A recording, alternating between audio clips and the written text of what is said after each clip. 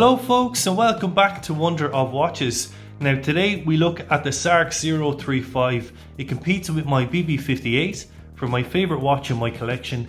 It's arguably Seiko's best black dial dress / everyday watch, and we're going to take a look at it today. Now just a quick wristwatch check before we do. I'm wearing my Zin 556A today. Love this. Now also thanks very much to my friend Elton for lending me these gloves, these watch gloves, Rado, tomato, not sure how you pronounce it. Anyway, let's get on to the watch. So, released in May 2016, along with its white dial brother, the Sarx033, it forms part of the Presage collection and is a Japanese domestic market JDM only release. Now, I always considered these watches, rightly or wrongly, to be the successor to the Sarb range. Of course, in typical Seiko fashion, they reversed the references. The Seiko Sarx035 is black, but the Sarb035 is the white version, and the Sarb033 the black. Confused? Me too. But I think it's fair to say that the older Sarb range, let's pop that cushion back in there, that the older Sarb range has reached iconic status now. They are famous in the Seiko community, availability is poor, and those that are available are €600 to €800 and mostly have to be shipped from Japan. They used to be offered closer to the €300 to €400 range. But the Sarx, in my opinion, are superior watches, but even though they were more expensive at RRP, have come much closer now to the Sarb in price.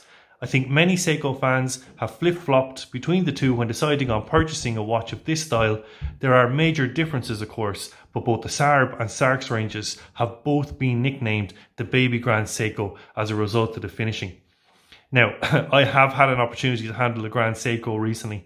In fact, it was the pink Snowflake SBGA 413, one of the Four Seasons range. It was a titanium watch, and in no way does the Sarx come close to that watch in terms of luxury. For a start, the GS used the top of the range spring drive movement, and the Sarx uses a workhorse 6R15 movement. But yes, certainly some of the design cues, particularly with regards to the case and the bracelet, are here in this watch. So let's take a look. The case then, so it's 41mm in diameter. Now that would be too large normally for a dress watch, but for a start, I'm not so sure that this is a dress watch. It may have more in common with something like a Rolex Oyster Perpetual in terms of everyday wearability.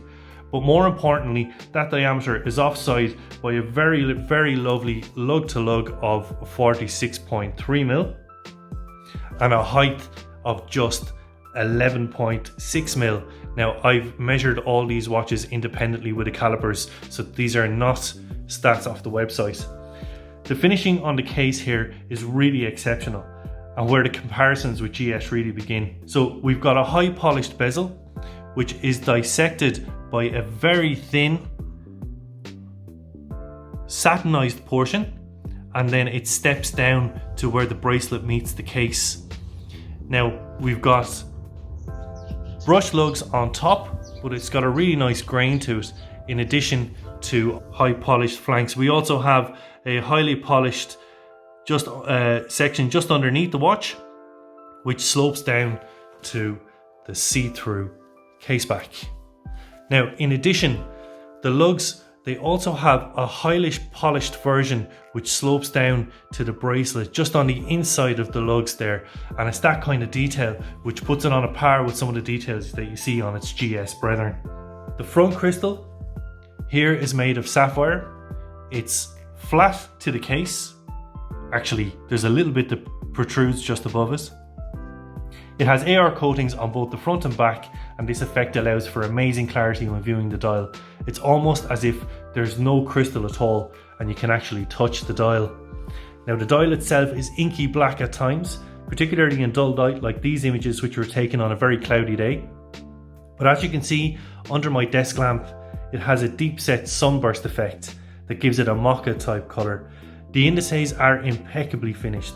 The tops have grooves cut into them to increase light play, and they are smoothly faceted as they slope down to meet the dial.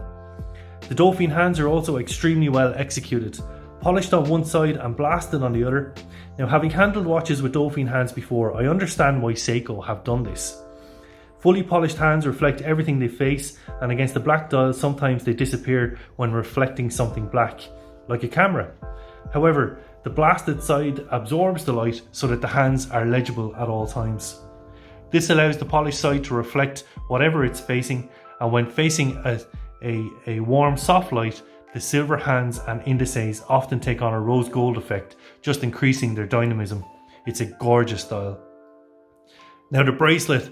Another Grand Seiko-esque feature of the Sarx range is the wonderful bracelet here. Not dissimilar to GS bracelets, it's easily the best I have handled on a regular Seiko. Now I've seen some reviewers criticise the end links, stating that they are not consistent with the lugs finishing. In other words, the lugs there are truncated and faceted, but the end link is curved. So there's a little bit of a mismatch there, but it's not something that worries me unduly. The links are extremely well executed. They're polished mostly, but you can see that high polished center portions to the links. The links are, if you can see that, faceted on either side of the link, and it just allows for extreme articulation. It's extremely comfortable on the wrist. But best of all with this bracelet, it's got a fantastic clasp. Now the clasp itself is milled, but it closes flush with the rest of the bracelet there, employing those pushers on either side for easy opening and closing. This again is a massive nod to its more luxurious GS brethren. Now it uses Seiko's pin and collar system for resizing, but I distinctly remember how easy it was to resize, and the bracelet also has these half links to get the best fit possible. Now we'll throw it on wrist there. And there it is on my 6 3/4 inch wrist. So even though it's 41mm in diameter, you can see it wears extremely well. And look at that beautiful sunburst. This is really a stunning watch. Beautiful bracelet and signed clasp. Now the movement here is where Seiko really saved money over the Grand Seiko. This is Seiko's workhorse 6R15 movement with a Sprawn hairspring beating at 21,600 beats per hour.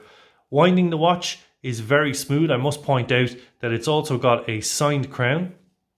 Winding the watch is very smooth.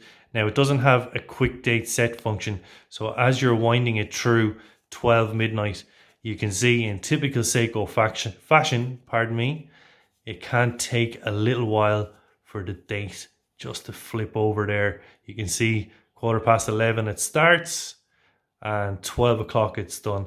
So it takes about an hour for it to flip over. It doesn't quickly flip at the midnight position. Okay, obviously position 0 is wind, position 1 winding down the way is day change, and position 2 is time change. Lovely crown and a workhorse movement, but certainly not in the same league as a Grand Seiko movement. So to conclude then, this is a fantastic watch in my opinion. It beats the Sarb033 in the areas of case design, dial, finishing and a fantastic bracelet. It isn't as iconic as the Sarb033. In fact, Chrono 24 in October 2020 has the Sarb as its most popular Seiko, followed by the SKX. But if you can pick this up for €600 to €700, I think you are getting a much better watch. Don't forget that now the Sarb033 is being discontinued since 2018, they are fetching sums of €600 to €800 minimum on the used market anyway. The Sarb got a 10-year run, this only got a 5-year run, possibly due to Seiko's new focus on the luxury GS market. And rumours abound that the Sarx035 is also being discontinued. I bought mine for €600 on Chrono 24 in April 2019 box and papers.